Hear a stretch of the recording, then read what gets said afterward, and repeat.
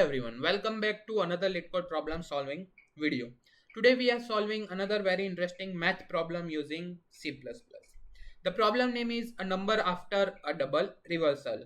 In this problem we are given an integer called num. Our task is to determine whether the number remains the same after reversing it twice.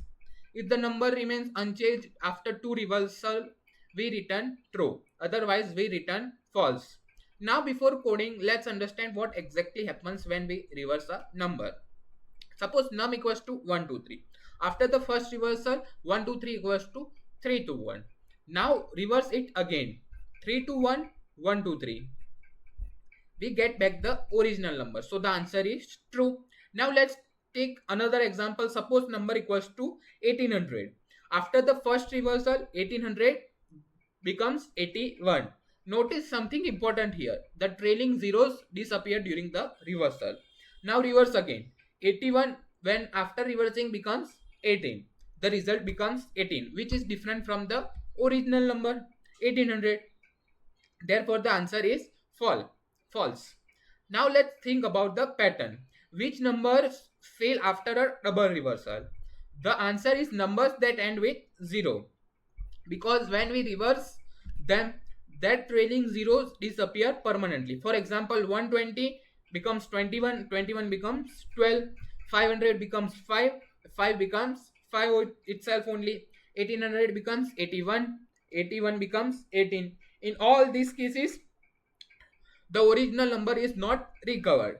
Now what about numbers that do not end with 0? For example, 1, 2, 3, 3, 2, 1, 1, 2, 3, 45, 54, 45, 9, 8, 7, 6, 6, 7, 8, 9, 9, 8, 7, 6. This number always return to their original value. So the entire problem boils down to one simple observation. A number remains unchanged after two reversal if it does not end with 0. But there is one special case. What about num equals to 0? Let's test it.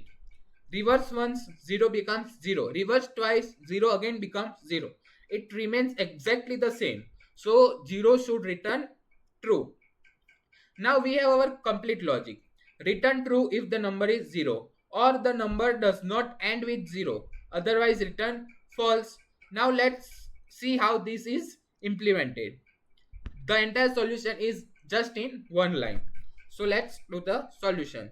So just return num equals to 0 or sorry, here no semicolon will be there, or num modulus 10 not equals to 0.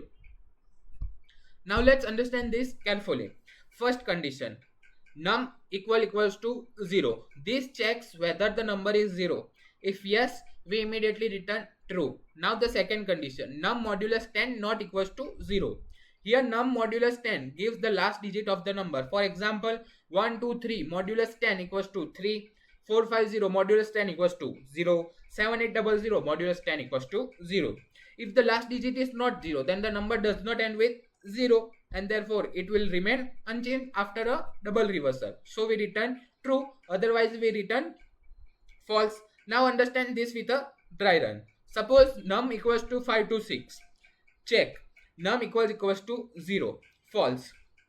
Now num modulus 10 not equals to 0. 5 to 6 modulus 10 equals to 5. 5 is not equals to 0. Condition becomes true. Therefore the answer is true.